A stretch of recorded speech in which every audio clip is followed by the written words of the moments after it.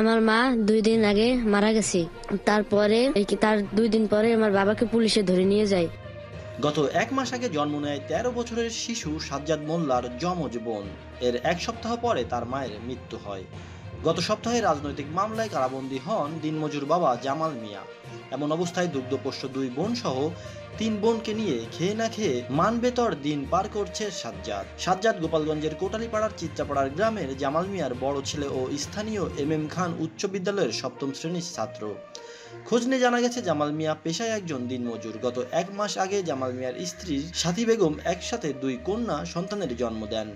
এর 6 দিন পর সাথী বেগমের মৃত্যু হয়। এতে সদ্য জন্ম নেওয়া দুগ্ধপোষ্য 2 মেয়ে সহ 4 ছেলে মেয়েকে নিয়ে মানসিকভাবে ভেঙে পড়েন।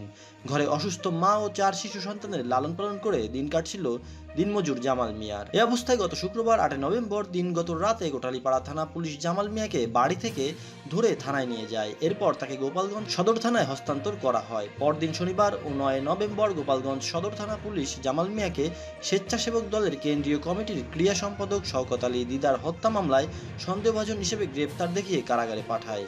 কিশোর সাজ্জাদ মোল্লা বলেন, কয়েকদিন পরেই আমার বার্ষিক পরীক্ষা শুরু হবে। স্কুলে যাওয়া বন্ধ হয়ে গেছে, বাড়িতে বই পড়তে পারি না। আমার স্কুলের বেতন ও পরীক্ষার ফি কে দেবে? আমার 1 মাস বয়সের 2 বোনের দুধের টাকা কে দেবে? আজ 3 দিন আমাদের ঘরে চুলা জ্বলে না। বাড়ির আশপাশের লোকজন আমাদের খাওন দিচ্ছে। এভাবে কয়দিন চলবে? আমার বাবাকে মিথ্যা মামলায় আটক করা হয়েছে। আমরা আমাদের বাবাকে ফেরত চাই। জামাল মিয়ার ভাই মনির মিয়া বলেন, আমার ভাই বর্তমানে কোনো রাজনৈতিক দলের সঙ্গে জড়িত না। একসময় সে আমতলী ইউনিয়ন যুবদলের সাধারণ সম্পাদক ছিল।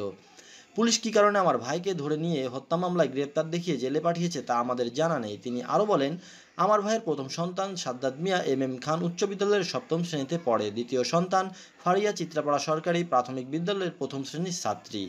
এছাড়াও 1 মাস বয়সী 2 মেয়ে আছে তার। এই 2 কন্যা সন্তান জন্মের 6 দিনের মাথায় জামালের স্ত্রী সাথী বেগম মারা যান। আমার বৃদ্ধ মায়ের দেখাশোনা আমার ভাই জামালই করত।